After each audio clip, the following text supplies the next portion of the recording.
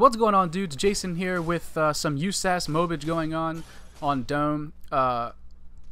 Man, getting a MOAB on Dome was probably, like, I don't want to say the hardest, but it took the longest for me to do. I think I've MOAB'd almost every other map in this game, but for some reason, man, like every time on Dome I would die somewhere between like 18 and like 22 kills every time. I could just never get over that hump.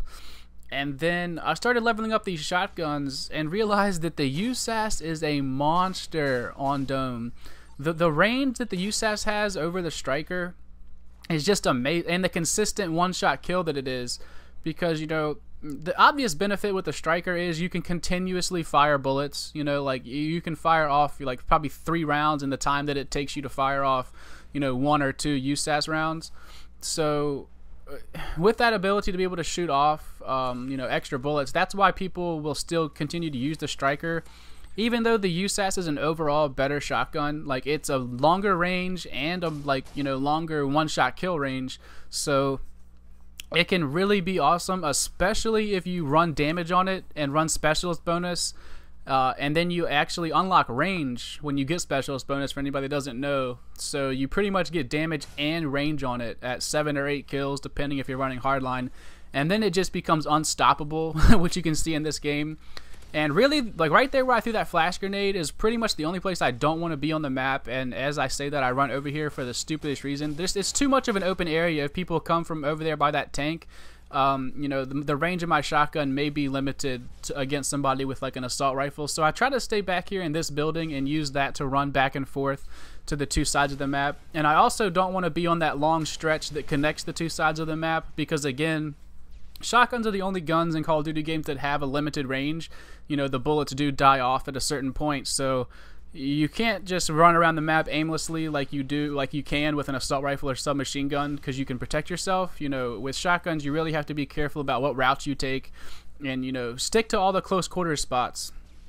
And I would also highly recommend specialist bonus, like specialist, even if you're not going for MOABs or whatever. It's just nice to get the benefit of the extra perks, because to me, a good shotgun class, you know, with just 3 perks, depending on the clip size, whether you have extended mags or not, you can run either extreme conditioning or sleight of hand, you know, whichever one you really feel like.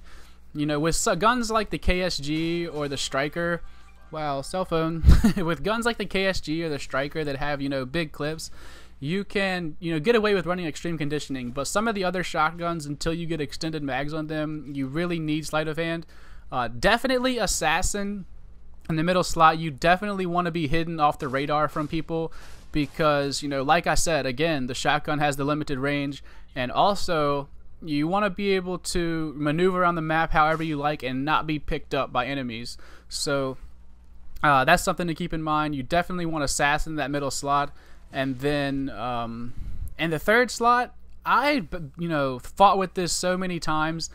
Everybody always says steady aim pro, steady aim pro. And, you know, what that does, steady aim pro, for anybody that doesn't know or doesn't use it or whatever, it does give you extra, you know, you get a faster, you know, weapon pullback up after you're sprinting. Your weapon's just ready faster. So that can be an obvious benefit.